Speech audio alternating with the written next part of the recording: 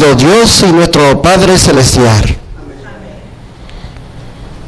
Santificado sea tu santo nombre. A ti te damos gloria en esta mañana. A ti te damos nuestra adoración. A ti te entregamos nuestro ser. Que tú estés en nuestros medios. Y pedimos que escuchamos tus palabras. En el nombre de Jesús. Amén. Comenzamos esta mañana nuestra primera presentación de lo que es la vigilia. Y no solamente la vigilia, sino los 7 días de poder. Comenzamos con este título que ven aquí, el poder de Dios, que hemos escuchado todo el día de hoy, desde la escuela sabática realmente. Eso me ubico aquí. Encontramos aquí en la lectura bíblica. Aquellos que lo conocen hasta de memoria, o si no, que abren sus Biblias, ¿verdad? Buscan Mateo 24, 14, dice, y será predicado, ¿qué cosa? Este evangelio del reino para todo el mundo. En todo el mundo. Para testimonio a todas las naciones. Entonces, hermano, vendrá algo. Vendrá el fin. ¿Qué cosa tiene que estar? ¿Qué cosa tiene que ser predicado? Este evangelio. Y debemos saber cuál es el evangelio que hablas aquí. Y de eso nos vamos a buscar esta mañana. Si vamos a Romanos capítulo 1, 16, Pablo dice, porque no me avergüenzo del evangelio, porque es qué cosa, hermano, es el poder de Dios, el evangelio que nosotros debemos predicar y ofrecer al mundo. No es una cosa débil, no es una cosa pues triste, es el poder de Dios. Y eso es lo que necesitamos ofrecer al mundo. Eso es lo que necesitamos nosotros primero, luego para ofrecerlos al mundo. Sigue diciendo, es poder de Dios para salvación a todo aquel que ¿qué? Que cree. Y vamos a definir eso un poquito más, así como hicimos anoche. Al judío primeramente y también a quién más. Pero no se quedó con los judíos, hermano. Sigue, vemos en Juan 3, 16, que conocemos hasta de memoria, hermano. Porque de tal manera amó Dios a quién?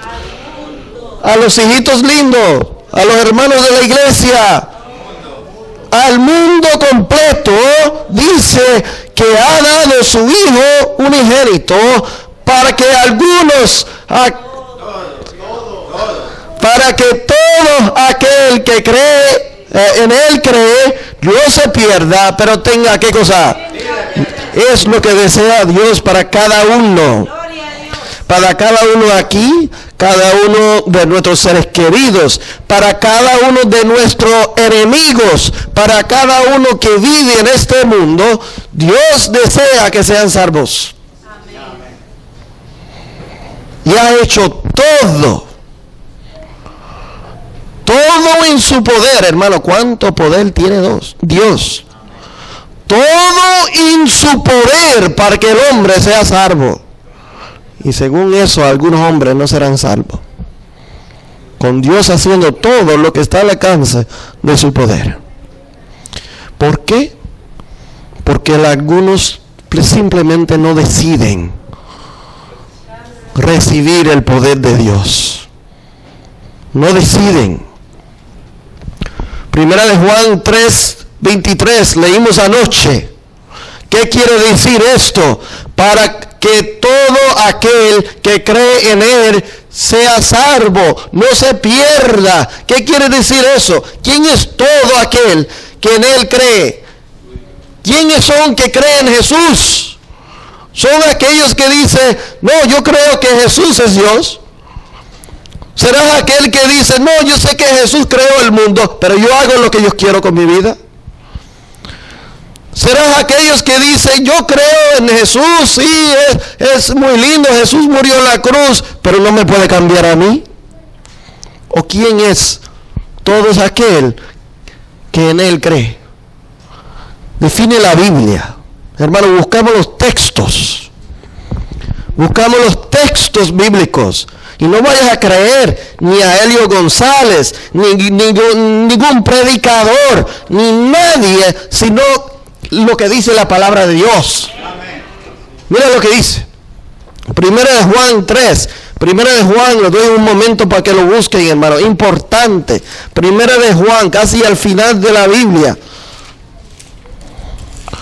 ¿Verdad? Un poquito antes de Apocalipsis, Judas. Tercera de Juan, segunda de Juan, primera de Juan, capítulo 3,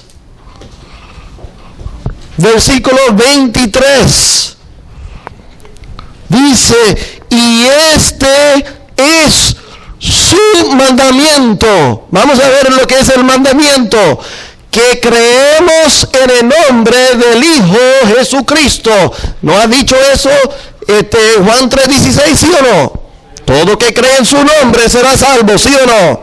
Sí, pero sigue diciendo, ¿cómo definimos eso? Y nos amemos unos que... Eso no indica que nosotros creemos en el nombre de Jesucristo. Y si no amemos unos a los otros, hermanos, no creemos en Él, ni creemos en su nombre. ¿Por qué no? Bueno, sigue diciendo. Versículo 24.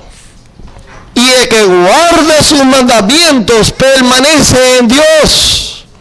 Y los hermanos dicen, bueno, entonces aquí está difícil.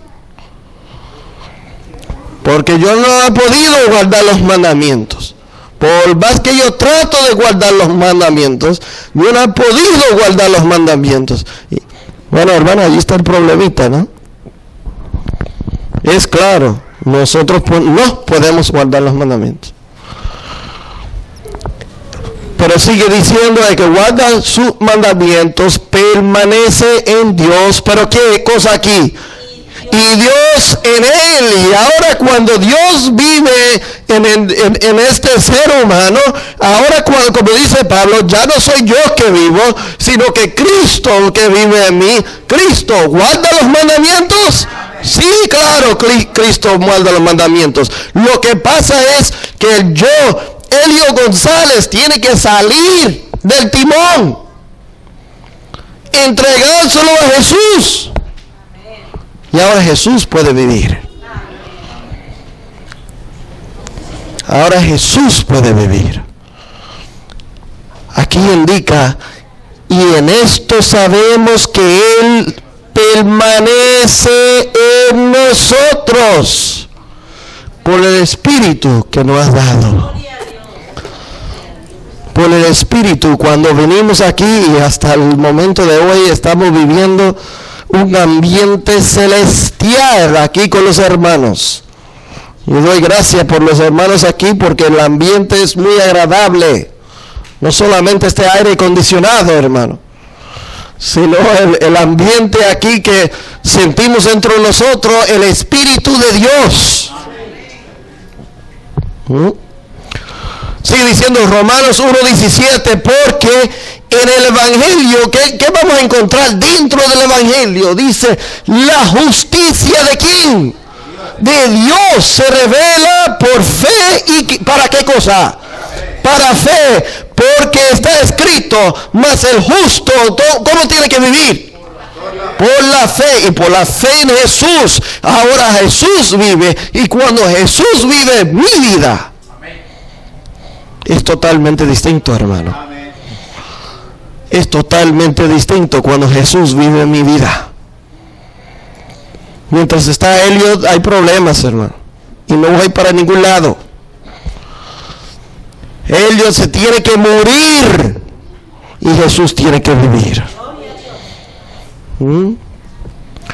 Sigue diciendo Gálatas 3:8. Buscan los textos. No voy a ir apurado, hermano. Buscan los textos porque es importante nosotros encontrar estos textos.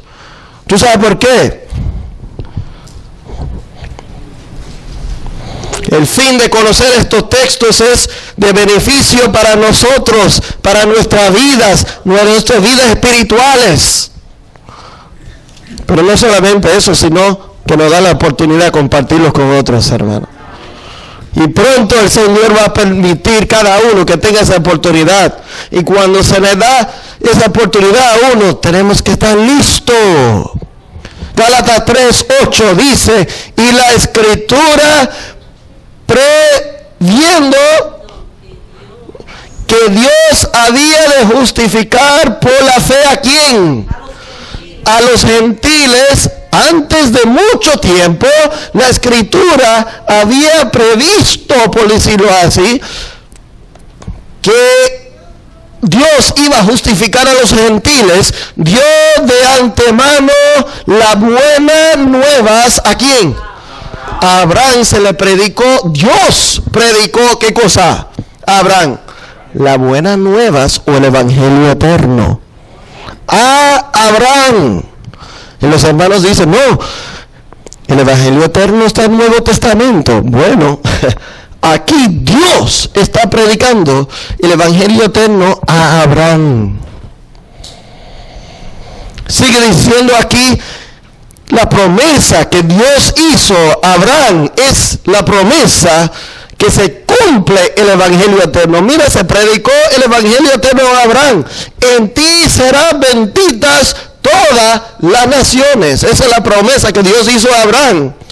Y en esa promesa Dios estaba predicando el evangelio eterno a Abraham.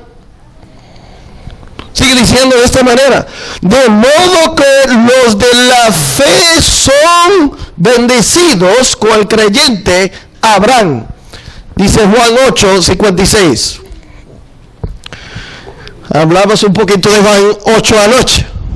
Los judíos vinieron donde Jesús. Y Jesús le estaba diciendo, ustedes hacen la obra de su padre. Y los judíos le decían, nuestro padre es Abraham. Y los judíos le decían, nuestro padre es Abraham. Y Jesús le decía, no. Tu padre no es Abraham. Porque si tu padre fuera Abraham, ustedes hicieron la obra de su padre.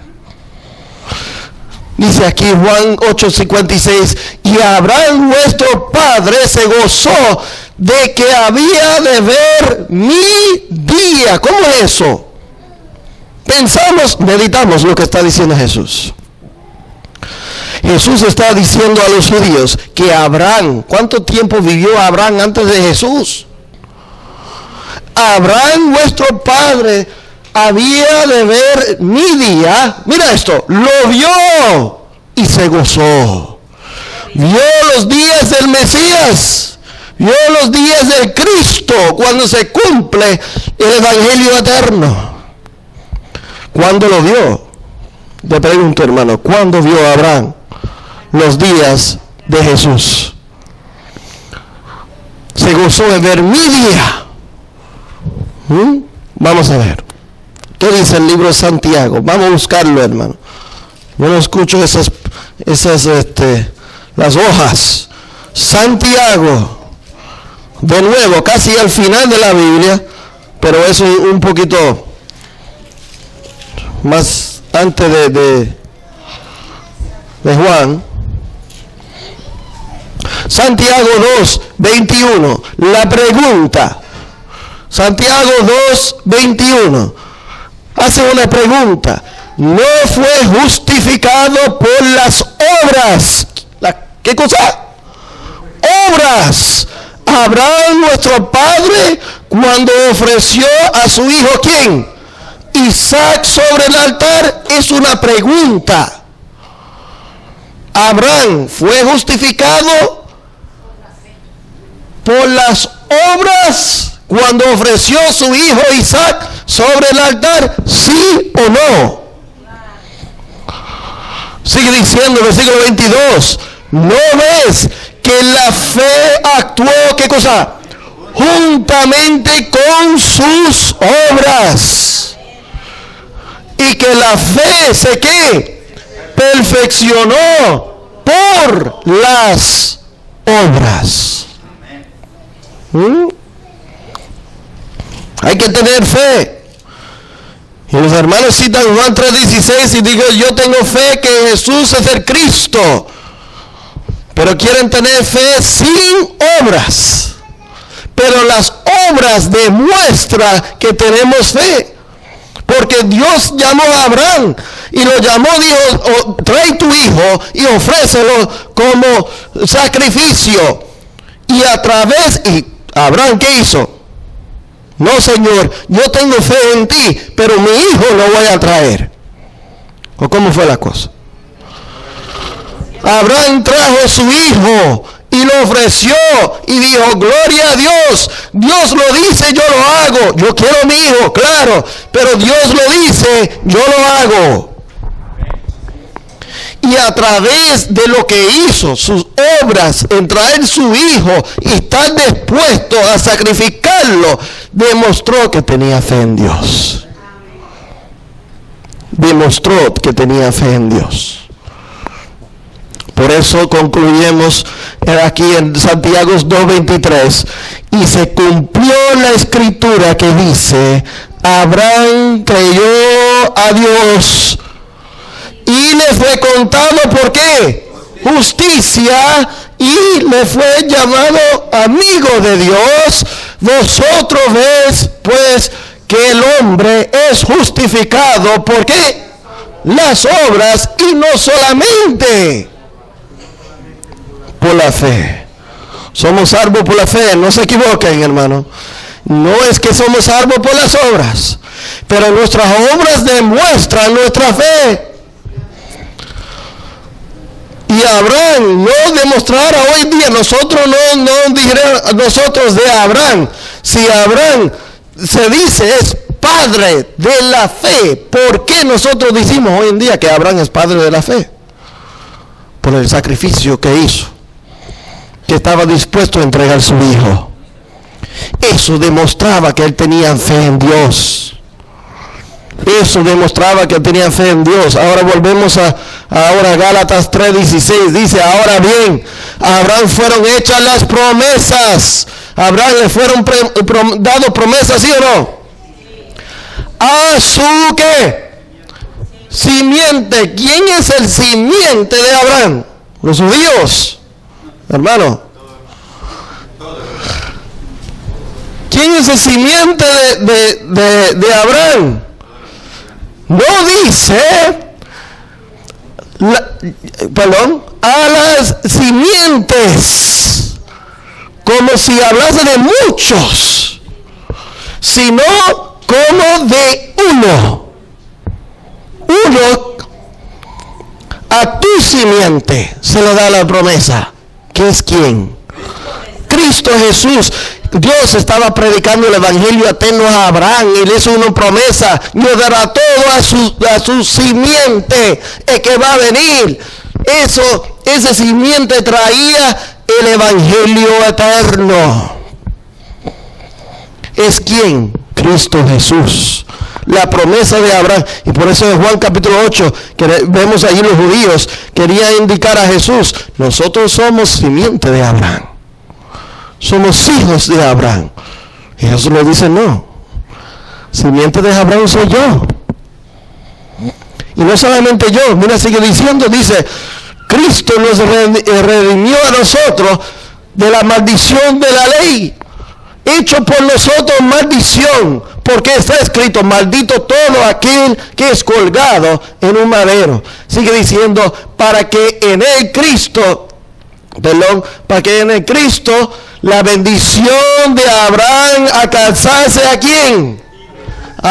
Se le dijo a Abraham: en ti se bendecirá todas las naciones de la tierra, incluyendo a los gentiles. ¿Abraham bendició a los gentiles? ¿O fue la simiente de promesa que iba a bendecir a todas las naciones, hasta los gentiles? La promesa que es Cristo Jesús. La promesa dice, a fin de que por la fe, dice aquí, ¿qué cosa? La promesa del Espíritu. ¿El Espíritu de quién? Dice, pues todos sois hijos de Dios por la fe en quién? En Cristo, porque todos los que habéis sido ¿qué? Bautizado en Cristo, de Cristo revestido. Entonces, Cristo es el heredero de la promesa de Abraham. Cristo es el simiente de Abraham. Pero ¿sabes qué? Cuando nosotros revestimos de Cristo, somos herederos igual con Él también. Por eso dice, ya no hay judío ni griego, ya no hay esclavo ni libre, ya no hay varón ni mujer, porque todos vosotros sois uno en Cristo Jesús. ¿Queremos ser heredores de la promesa de Abraham? ¿Queremos ser del linaje de simiente de Abraham?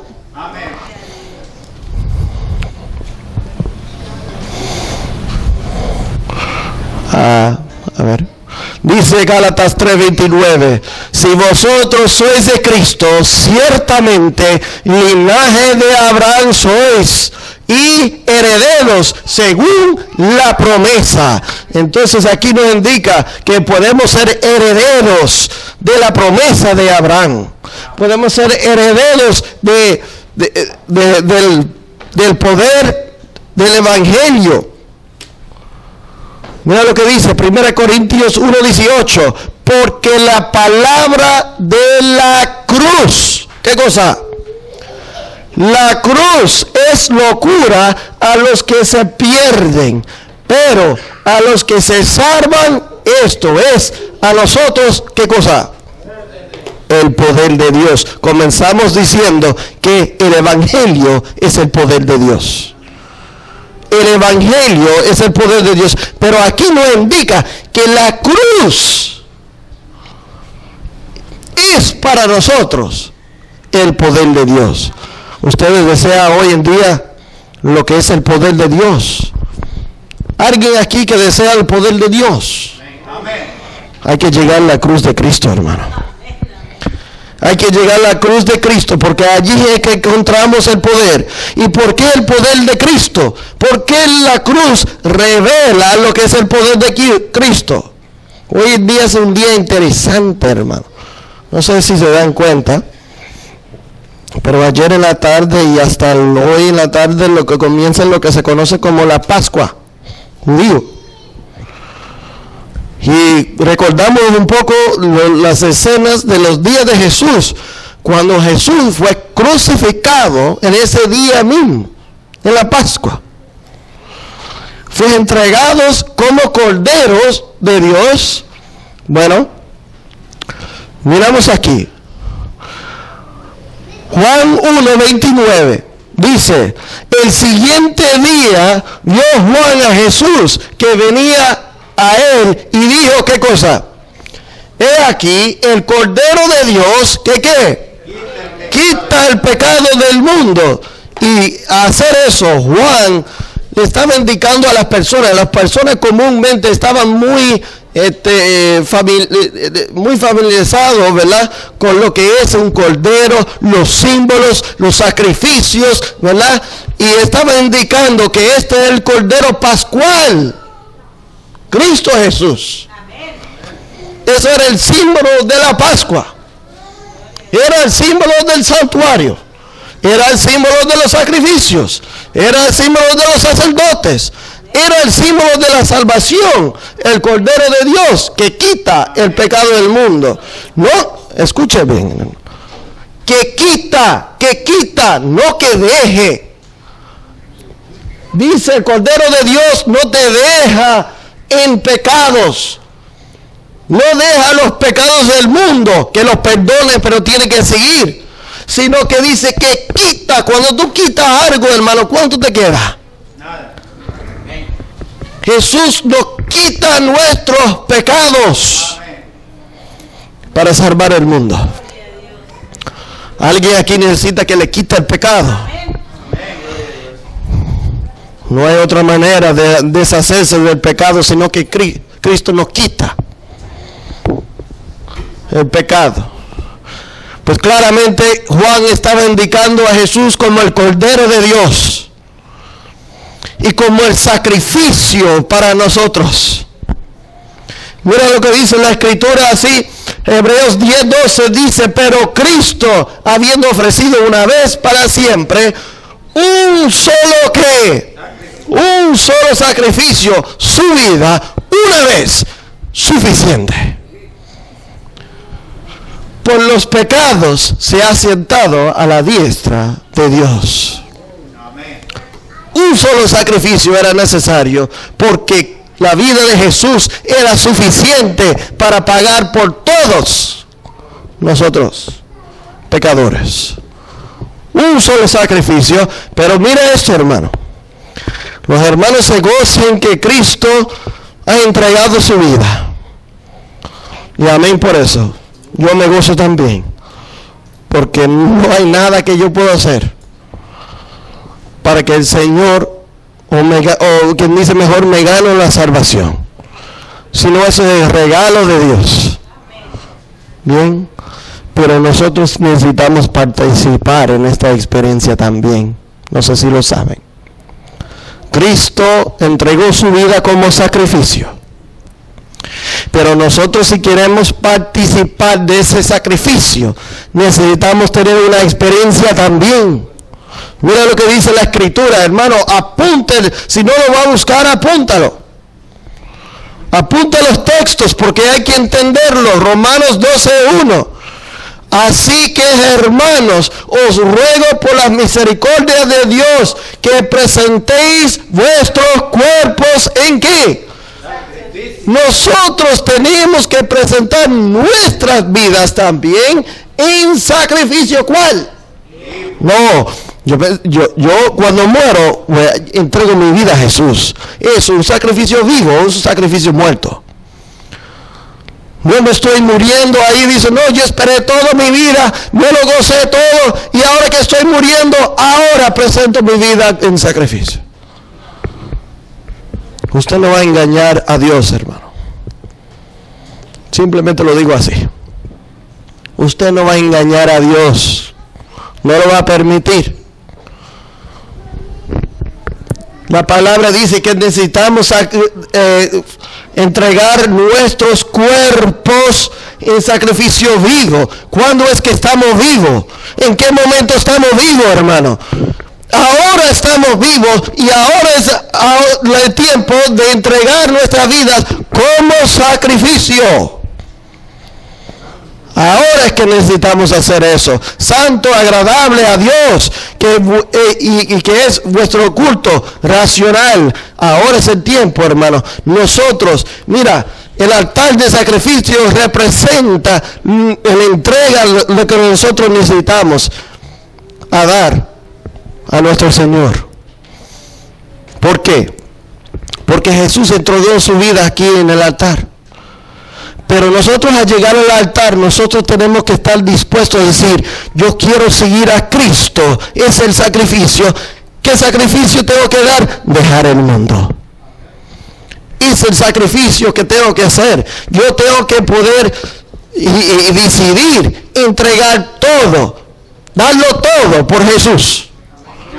Ya yo no sigo al mundo, ya yo no sigo las cosas mundanales y ni los placeres. Yo le entrego esas cosas en sacrificio para seguir a Jesús. No creemos que vamos a seguir a Jesús arrastrando todas las cosas que queremos arrastrar.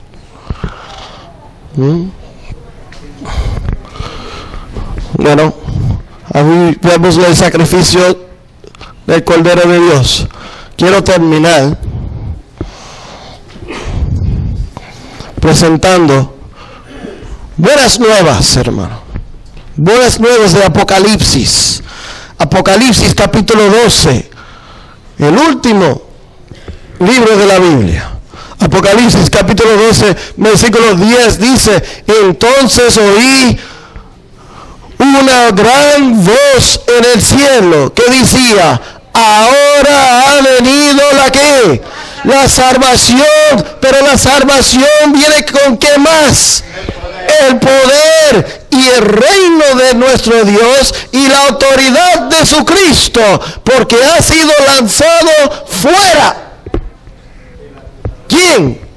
El acusador de nuestros hermanos y el que los acusaba delante de nosotros, de nuestro Dios día y noche. ¿Qué es el poder de Dios? Vamos a hablar por un segundo. ¿Por qué la cruz es el poder de Dios? ¿Por qué la cruz? ¿Qué estaba haciendo el enemigo? Acusando a los hijos de Dios, pero ¿a quién más acusaba? Desde el principio de lo que era el conflicto, del principio del cielo, ¿a quién acusaba a Dios, Satanás? A Dios.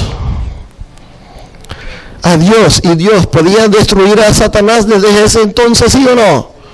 Y lo permitió, y lo permitió, y lo permitió, y llegó aquí a la tierra, y pasó 4,000 años de pecado, y Satanás seguía, y seguía, y seguía.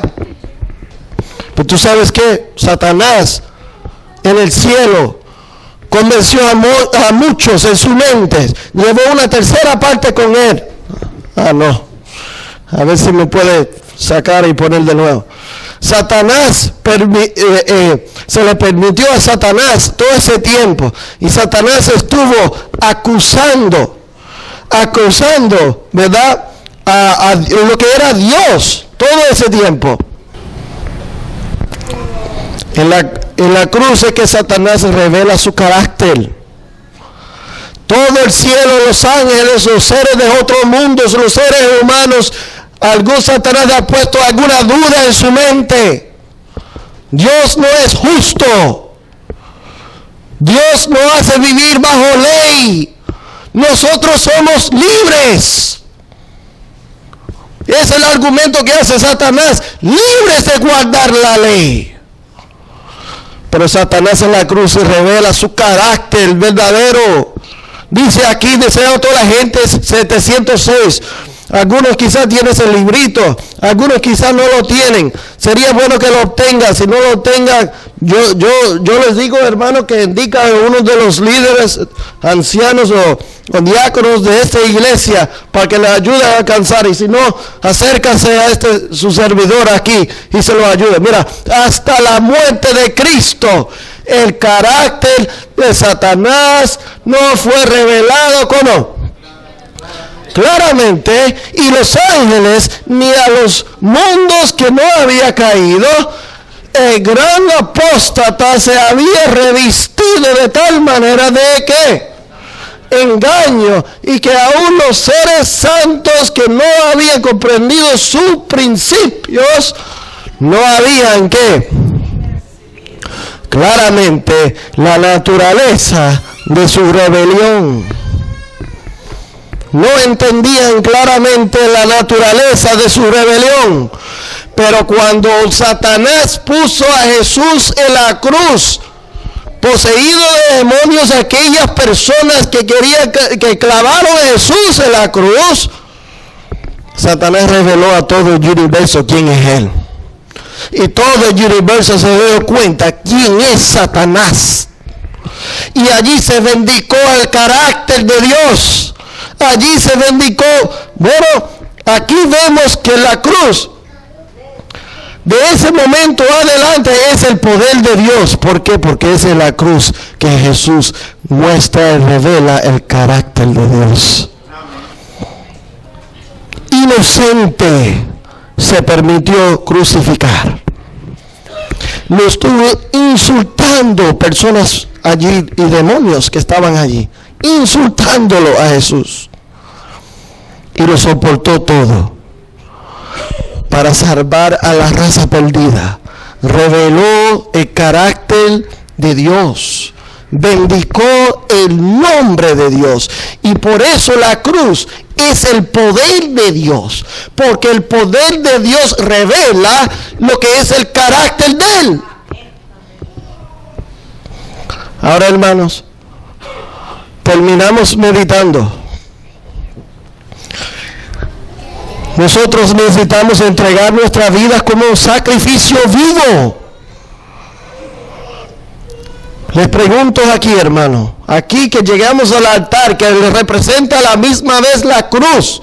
Cristo entregó su vida como sacrificio. ¿Qué carácter quiere revelar ustedes en su vida? ¿Es de Dios o es de Satanás? Solamente podemos revelar dos. Así como en la cruz había dos poderes presentes en esa hora: el de Satanás y el carácter de Dios. Aquí les presento a ustedes el sacrificio de nuevo. ¿Ustedes quieren revelar el carácter de quién? ¿De quién? Pues hay que entregar su vida como sacrificio. No sacrificio muerto, hermano, como sacrificio vivo. Y comenzamos, hermano, estos 7 días. 7 días de poder, con el primer día poderoso. Con el primer día poderoso, con la invitación de Jesús, que nos invita a entregar nuestras vidas como sacrificio vivo. Y quizás algunos han decidido hacer eso ya, entregar su vida como sacrificio vivo.